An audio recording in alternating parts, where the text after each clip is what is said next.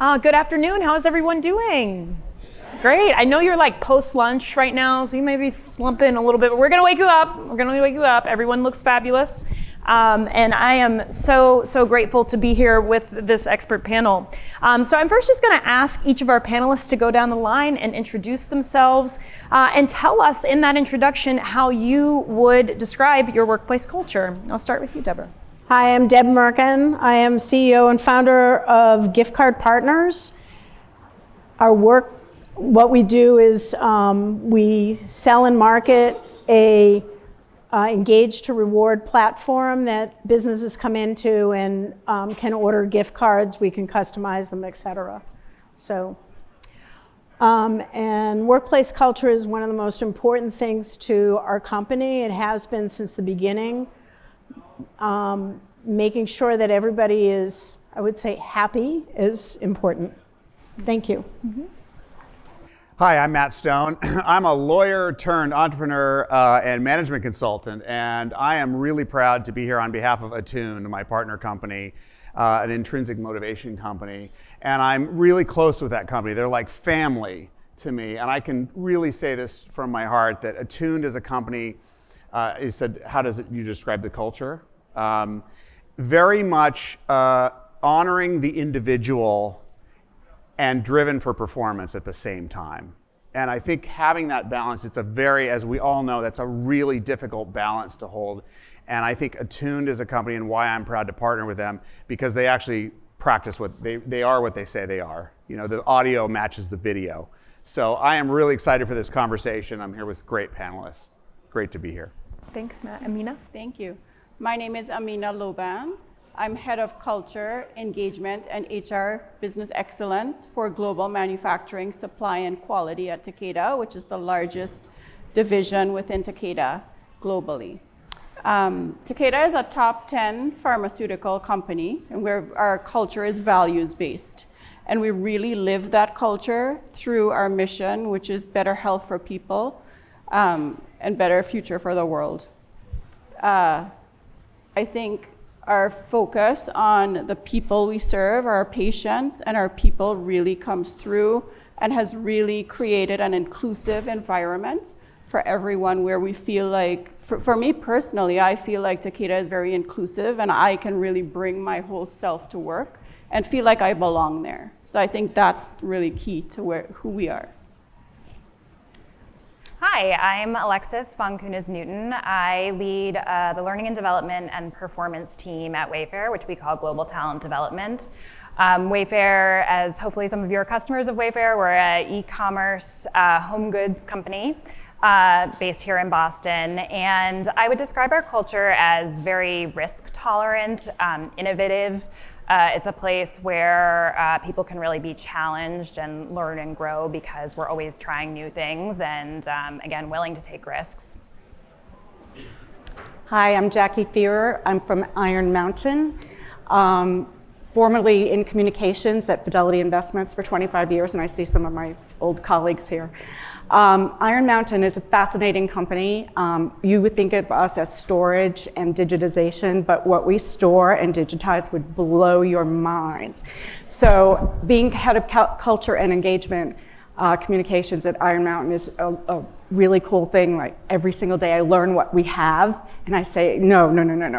Our culture is, I would say, because we're in 60 countries, we speak every language, and so we learn every day from each other. It's really nice when meetings don't start right away, because we're learning. My business partner is in Istanbul, which was a really smart idea, because we work 24/7, right? When she's up, I'm not.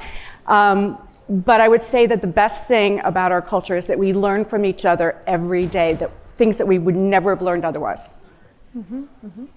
Thank you all so much. We have a beautiful panel here this morning. So Amina, I'm going to come back to you and pose this question of how workplace culture is shaped at the organization. Because we often think, right, that it's everyone at the top who is establishing this, but of course it takes the people who are all throughout the ranks of the organization to maintain that. So how would you say it works at Takeda?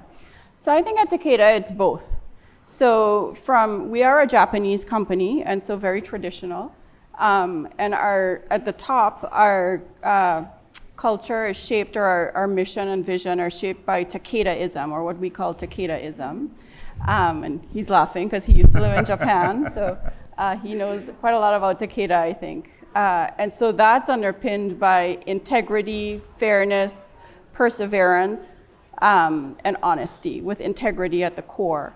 And then at the top levels, we really see the top leadership just demonstrating our, I guess what we call our strategy, or the way we put that into action. It's through patient, trust, reputation, and business, in that order. So we consider the patient and trust, because we're a Japanese company, those come first.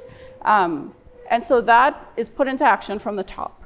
From the bottom, I think because of our values and our values-based culture, we attract employees who align them, who feel like they are aligned with that culture.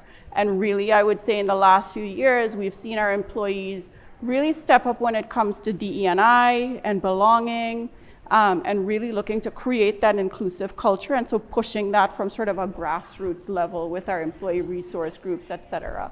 And so when you create that space for yourself, or when you find that space for yourself, you tend to create that space for other people. And so I think that it sort of had a ripple effect through the organization. And Deborah, what about at your organization?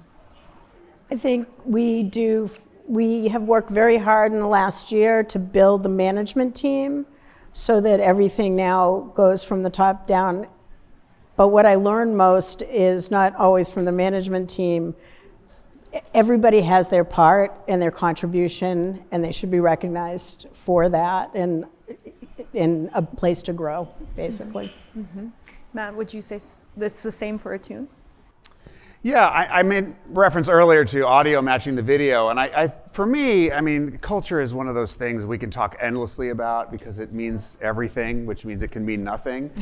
But we got to talk about a nothing culture. I want to know more about that. Yeah, I mean, well, we can be talking past each other, right? Because we have our own definitions, and I don't know. For me, in my experience, and things I picked up at other conferences from other professionals, it's like first of all, it starts with trust. It's like if I can trust that I'm at an organization where the leadership may not be perfect, because we're humans, but is doing what they say they're going to do to the best of their ability. And I think Attuned does that. I know the CEO very, very well. And so the audio matches the video. And then the ability to talk about things when they don't go well without the fear of retribution. And I love the learning and development thing. It's like we're here to learn and grow together. And that's really what it's all about. That's all we can ever do in life. It's progress, not perfection, for all of us. So, all of this resonates with me, and I can say firsthand that it's the same for Attuned and for other organizations that I'm involved in. So at Iron Mountain, it's not top down or bottom up, it's across, and that's because we decided that culture is what it feels like to work here, and then it's on everyone. Right? Whether you're a people manager, whether you're an employee, whether you're an executive, whatever you are, it's on you, because if it's what it's like to work here, then you can excel at it, or you can not take that opportunity, and that tends to erode your culture in so many ways, starting like right there locally. Yep. Mm-hmm. And I understand, Jacqueline, that you all did some recent employee surveys, right, to get a better understanding of how people may or may not be fitting into the culture. What did you learn from that? Tell us about that. So I get so excited about our employee survey that it's kind of sad, really. So I'll try to tell this really fast. That means you know the people who are working with you well. That's good. Yeah. So 2.5 years ago, we looked at the employee survey that we'd always used, and we saw that there are a lot of words that don't resonate with people. And so, when you take a survey and you're like, are they trying to trick me? That kind of ambiguity, things like that. So there were words like obsess over our customers. And I said, obsess is not even a good word in North America, right? When you use the word obsess, it's not good. So if you have someone in Singapore or China who wants to please the CEO and they look up the word obsess, it's not going to go well. Another term was stretch goals. So 20,000 of our employees are frontline. They're in warehouses, they're driving trucks. And when it said, my manager allows me to have stretch goals. That's very different from, you know, stretch goals that you have if you're a professional. So we parsed, my partner and I parsed every single word to make sure that they knew who we were talking about. Like, how do you feel day to day? Well, do you mean my manager? Do you mean my organization? Do you mean my company? Like, we made sure that everything, there could be no question. And then what we did was we asked one subjective question, which was amazing, it turned out to be amazing. We said, if you could tell the CEO one thing, what would it be? We got almost 10,000 comments. And there were things from the lights are out in the parking lot, there's no coffee in the kitchen, things like that, to, you know, big things like we need to know the strategy better.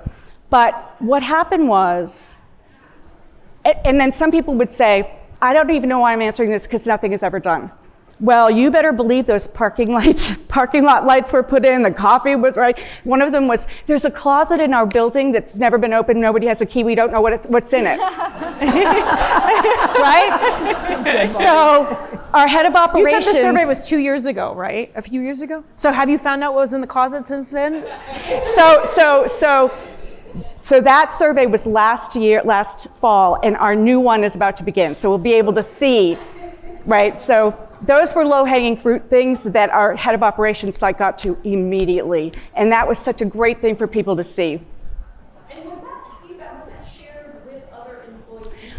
So we gave a report to every head of every business. They saw all the comments. I had to read all 10,000 of them. I promised legal I would. I didn't think it was going to be that hard, but it was like, took me forever to get through them. And some of them you go, what? And some of them you go, oh, that's never going to be fixed. That's never going to be fixed.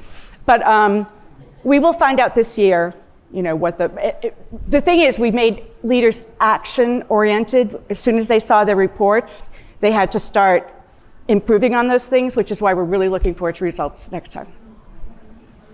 And Alexis, I want to come to you because when you were describing Wayfair's culture, one word that you mentioned was risk tolerant, right? Which it can be scary because when people are taking risks, there are a lot of unknown, but it also is where so much creativity is bred. So how would you say that Wayfair makes it safe for people to take risks? Yeah, it's a good question. And I think building off a little bit of what Jackie said, we do try to, and we do twice a year, we do what we call voice surveys, which are our employee engagement surveys. And we try to understand, do employees feel psychologically safe? Do they feel comfortable taking risks? We ask questions about whether they have a sense of belonging. Can I come to work feeling like I don't need to hide a part of who I am?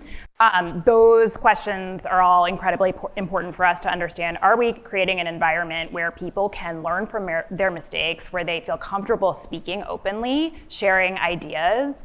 And where we might see low scores either for a particular demographic or for a particular team or organization, we dig into that also through our sort of open text questions.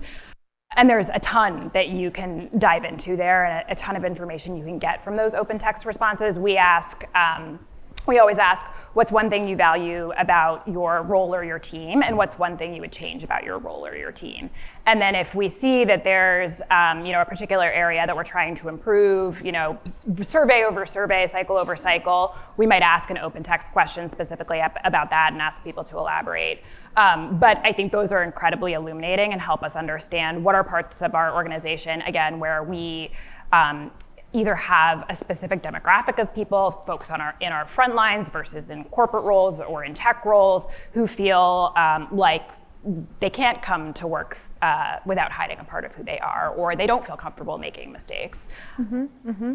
And in terms of recognition and engagement based around that data that you are collecting, how does that work? How do you essentially reward, right, and give people a hand clap for when they take a risk, or when they take a risk, or when that turns out to go really well? Yeah. So at Wayfair, we have a set of what we call people principles that sort of describe how we operate and how we operate at our best as an organization. And basically they describe how we work as an organization. And we have a recognition platform that ties to those 9 people principles. So you can recognize someone for innovation. You can recognize someone for delivering results with agility. You can recognize someone for being customer focused. And so that helps us sort of recognize those moments. You can choose to do that either publicly or privately. And there are a lot of ways that within teams, people sort of build off of that recognition platform to then recognize each other in all hands meetings or town halls or things like that. But we always try to tie it back to our people principles, which sort of exemplify that risk tolerant environment that we have. Absolutely. And Amina, at Takeda, I mean, is recognition an important part of helping people feel like they belong? Yeah, it's very interesting what she was saying, because I think we have something pretty identical, except we call them leadership behaviors. And we celebrate points that are tied to the leadership behaviors. So we do pretty much the same thing. And what they changed, it used to be that we give points, and so employees are able to use their points for something that suits them. So whether you're into camping or travel or purses or whatever you want, you're able to do that globally. So that's how we do that sort of recognition. But then, our end of year process or our end of year review is also tied to our leadership behaviors. And so we've transitioned to descriptive performance assessments versus giving people ratings. And so then your compensation, what you get, is then tied to your descriptive performance assessment, which is focused on what you did and how you did it. Wow, that's exciting. Okay, so how many points do you need to take a trip all across the world or something? I'm just curious. I don't know if they have that, but the bag that I came with, I use my points to buy my work bag. Okay, yes ma'am. Good for you, Amina, that's right. So Matt, we know that technology has become ever more present, especially as we've emerged and are still dealing with the lingering effects of the pandemic. What do you think is the opportunity for technology to help us build better workplace cultures? Well, it has a huge role, although I go back to my early Silicon Valley days when I was taught by my mentors, Matt, just because you can doesn't mean you should. And back in those days, in my early 20s, I was like, yeah, let's make it do this, and then we could add this feature. And it was like, you're missing the point. What are we trying to accomplish here? I'm reminded of a story, and actually to build on what some of my fellow panelists have said, I have a colleague named Mark who's worked for me for a number of years, and he's a really great guy. And he asks way too many questions. And I get a little tired. I'm like, isn't it obvious? But it isn't. He keeps pulling and wanting to go deeper and deeper. I'm like, man, managing this guy is like, I would say pulling my hair out, but wait, that's his fault. So I love the guy genuinely, and I respect his skill set, but it really was concerning. And then actually, I'm partnered with Attuned, so I had him take the Attuned assessment. And his number one motivator is feedback. And what he wasn't getting enough of was feedback. For him, being recognized, AKA being seen, starts with giving him meaningful feedback about how he's doing, both praise and constructive criticism. Probably more than any other thing you could give him, that one thing would make him feel the most valued. And so even though he still asks too many questions, because of the technology delivery system and the methodology that's sound, I had better data to understand another human being who's not like me a little bit better and give him a little bit more of what he needs to feel recognized and respected.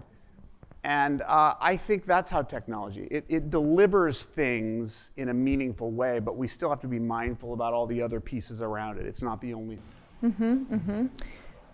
Deborah, I'm going to ask you a little bit about that as well, because, yeah, go ahead. So I'm going to tell you that I don't think I do think that I've listened to Matt, and he's got a really good point.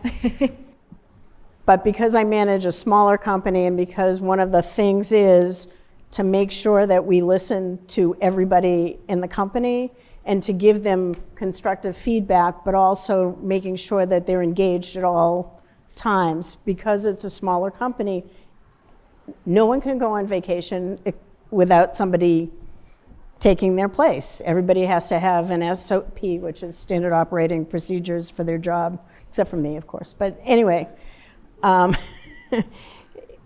so I think it's very important to just listen to your employees and understand who they are and where they're coming from. And to Matt's point, maybe you can do that through a test. Mm-hmm. Mm-hmm. But it sounds like what you're saying is like sometimes, even though we have this reliance on technology, there are some things that can be lost, right? When we are only working in a remote setting. It's the people relationship. It's saying you did a good job, and I appreciate what you're doing. We could do it better if you told me blah blah blah blah blah. So we can make that something new, whatever that is. But it's really saying thank you and knowing that we're a virtual company too, I should say that. So making sure that you touch everybody is really important. We're all over the country. Not the world, but the country. Amina, even with those limits, what have we learned about how having this hybridity in our workplaces, how that enables us to allow everyone at our workplaces to feel a sense of belonging, sometimes in which maybe that does require them, right, to not be in the office, because for some people we know the office is not always a comfortable or a safe feeling place. Mm-hmm. So as Alexis was talking about belonging before, belonging is really developing or creating an environment where people feel like I can be who I need to be at work. People understand the challenges that I have and I'm accepted for that, and then I'm valued for the work that I do when I'm here. We have, because of how our organization is set up, we have a combination of employees who are hybrid workers, who are asked to come into the office 2 days a week or more if you would like to. And we do have people who choose to do that. And then we have on-site workers in manufacturing who are on-site through the whole pandemic, right? So they never were off-site. For our on-site workers, or our hybrid workers, so again, the request is 2 days per week. But really focusing on meaningful connection. So are you coming in for in-person meetings, face-to-face time? Are you coming in we have several, every month we have community days. Sometimes I go in, or I'll go to the Cambridge office to meet someone for lunch, and then I'll have a couple other meetings because I'm there. And so that's been our focus for hybrid workers, and really having people, creating that flexibility for people, right? So that they can live their life and be successful at work at the same time. For our at-site workers, most of our sites have site engagement committees. So we have a site in Lexington, Massachusetts. They have a site engagement committee, and they're really focused on empowering employees and having them understand that they do have a voice. So they're focused overall, well-being, DE&I, as I spoke about before, but we also have values ambassadors that are linked to our ethics and compliance team. So anyone can go and voice a concern. I think it was similar to what Alexis was talking about. If you have a concern, or you can go to this person and share your concerns with them, and that is trickled up through our ethics and compliance. And they're someone who you work with. So it's not like it's necessarily someone in leadership. It might be a manufacturing supervisor or someone in quality who's also kind of working on the floor with you. And so we work really hard to create that sense of belonging and engagement, no matter if you're hybrid or if you're at site. Mm-hmm, mm-hmm. And Jacqueline, has that been an element of when you've talked about how you all have really listened to your employees? Has that been an element of what you're doing as well? Yeah, so a lot of what Matt said. So how many of you were here last year when Marcus Buckingham spoke? Wasn't he awesome? So he started speaking and he said, he's pointing at us and he said, if you're a manager and the first words out of your mouth when you meet with your employees is not how are you doing, then you should not be managing people. And he wasn't kidding. He was really about that. And so for me, it starts with the people manager, right? And then the other thing is that people don't, so again, because there's so many frontline employees, they don't really get communications. Like they have a huddle every morning, right? And so I love talking to the frontline employees, and they get all dressed up, they think their corporate's meeting with them, and it's like, and a lot of them, they call themselves drivers, but they actually are professional archivists from museums and things like that, but they don't want to get into it because they don't want you to know what's in the truck. But what's in the truck is like invaluable, right? So they just say, yeah, I'm a driver. But I met with some last week, and there are 3 of them, and I said, and they were managers, and I said, what do you do to keep up a sense of belonging when you have the huddle and then they just get in the truck and drive off, right? And then they go home. So one of them said, well, I make sure that in our huddles that I praise someone at least once a week, and I call out the kind of behavior that I want other people to model. So I will say, congratulations on whatever it was you did. Thank you so much. That's, goes with our values. The second one said, oh, I have them do that for each other. So if you notice that someone on your team, you call them out and say something good that they did. So the third guy was sitting there like, I don't want to do that because the water will spill, but he has arms folded, and he says, postcards. I said, what? He said, I have a stack of postcards, and anytime I see something good that anybody does, I send a postcard to their house. And guess what? Their spouse sees it, their significant other, their children. It's handwriting, and it says, Matt, great job yesterday on that. I didn't think that could be done, but the families probably never hear about stuff like that, right? So the postcards have been a big hit. So those other 2 started doing postcards too. It's so easy, right? It takes 5 minutes.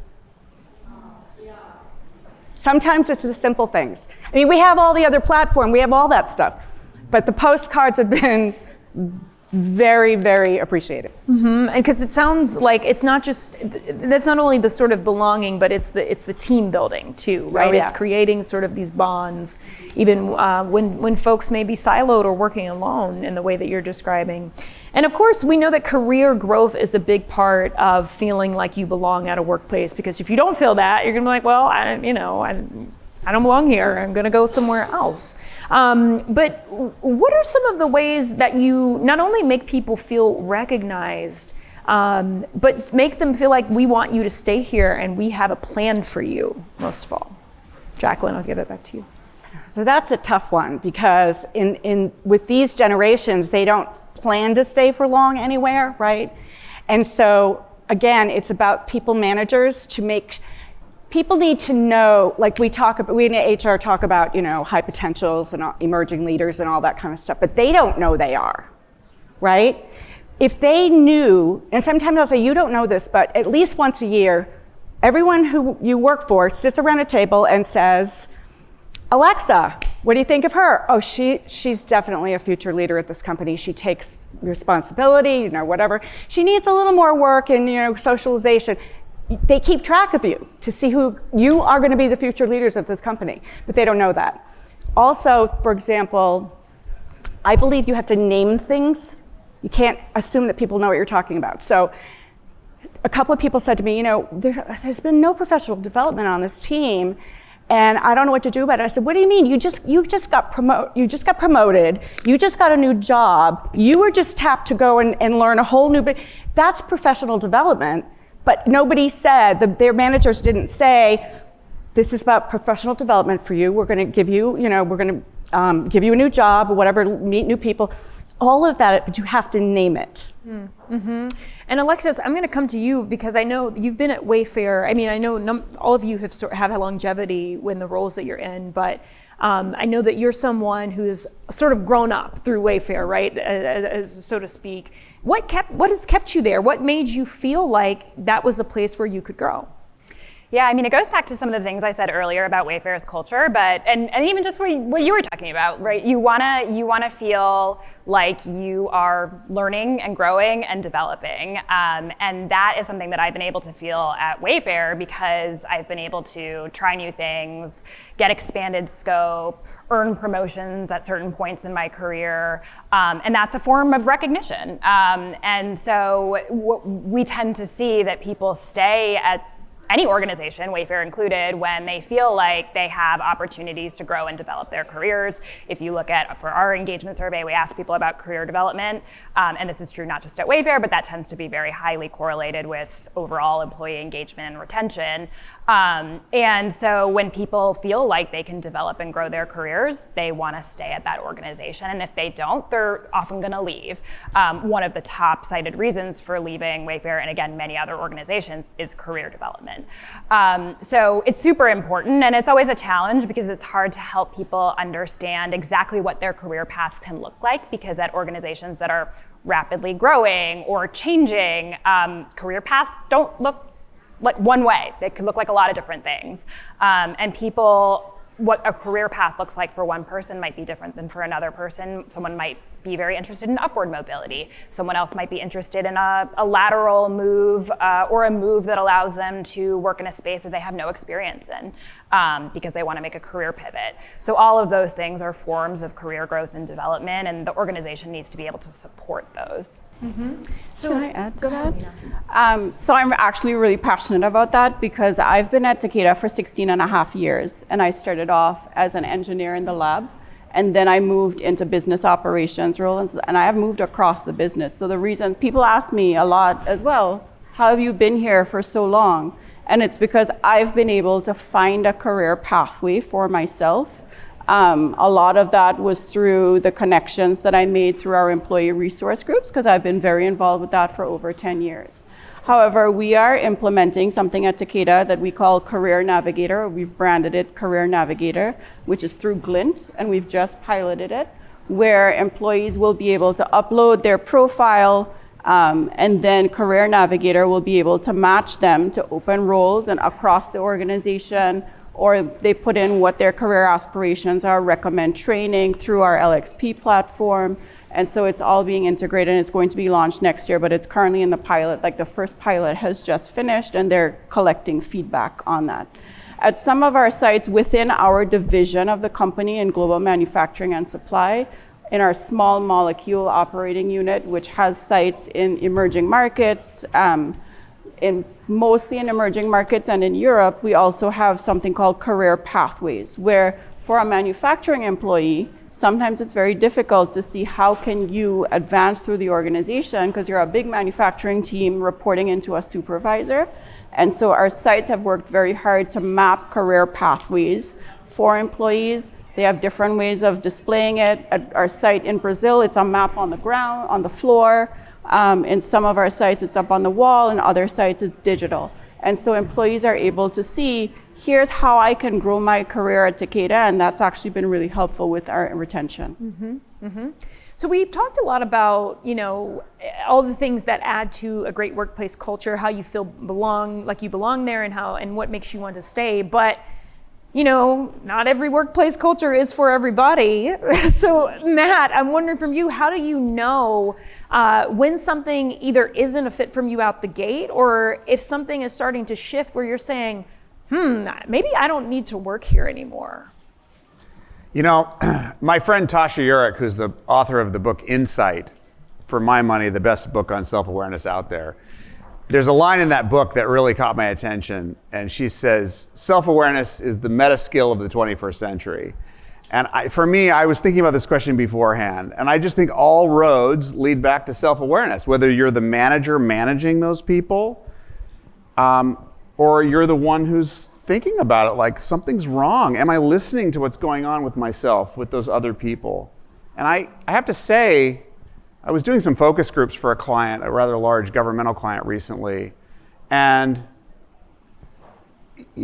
one of the biggest problems is just people being so overloaded with stuff to do and manage and unable to sort of see what's going on around them. I mean, there were programs available to them that no one even knew about. Money available to recognize other people. Money to do development. So people leave feeling undeveloped, and there was actually an opportunity they just didn't. So presence in my life, in my work, in my role, in my marriage, in all of aspects of my life comes back to, am I practicing self-awareness? Am I doing what it takes, whether it's meditate, whatever it works for you? So I don't want to be one note about it, but I think it comes back to an intention to be practicing self-awareness so that you actually are in tune with that there's even something wrong. And then, of course, self-acceptance. If there's something wrong, then if I have self-acceptance, then I deserve to change it. And that's the other piece of it. So I guess, self-awareness and self-acceptance on the individual level. Matt, I can't believe you're saying this, because I spoke with our CHRO this morning and I said, anything I should be saying that you want me to represent? And he said exactly what you just said. He said, just make sure that people are self-aware and that they accept themselves the way they are. And if they don't accept, then do something about it. But self-awareness and self-acceptance. And how does one build that, right? Because that's not always a skill. That's one of those quote unquote soft skills, but they're really human skills. And those are the skills we all are going to need going forward. How do we create that for ourselves? It helps to have a crisis in your life that makes you change. Okay, so everybody go out and get a crisis if you don't have one already. That's the big one. Everyone's going to have one. If you haven't had it yet, it's coming for you. And then being willing, and it's very humbling to open yourself up. I think relationship. My relationships in my life keep me accountable and help me see myself, because people who care about me are willing to tell me the truth. Hey, something's wrong with you. Mm-hmm. Yeah, that deserves a hand clap. Honesty is the best policy. I love you too. Postcard coming your way.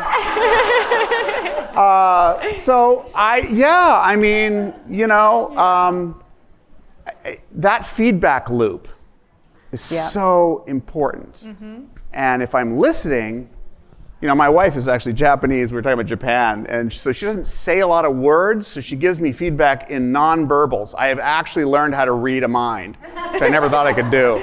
That might be just, how long have you been married to her? About 7 years. Okay. I'm sure many people have spouses could be like, oh, I know. Yeah, you can read the mind. I know. That one took, but we're running out of time. But I just think being present is the key no matter what. So you're really dialed in with, whoa, what did that person just say? People are telling us we can't not communicate, but we can not listen. And it's hard to listen in a world that we live in right now. It's hard for all of us. So compassion is also key in that. Mm-hmm. So we have about 2 minutes left here. And Deborah, hopefully we can squeeze a couple of you in as we wrap up. But Deborah, I do want to ask you, right? I mean, we've talked about how the individual needs to be self-aware. But what about managers? And when they're giving that feedback, how can you be honest while still bringing a certain level of care and empathy? Right. I think that we've trained the managers in a couple of different things. I'm a member of a CEO group, and I actually brought the head of that, who runs the CEO group, in to train my managers. And one of the things we did was how we communicate, which is oftener. So we ask questions and we say, this is how you're making me feel, what is going on?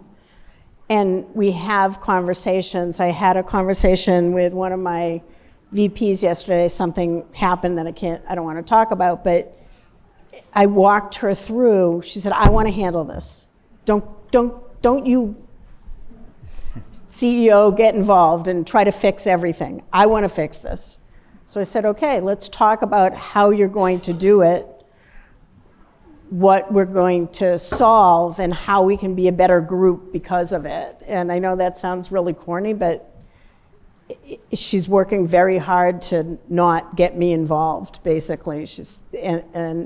And so I think it's really just really important, and I'm sorry I'm talking so long, so that's okay.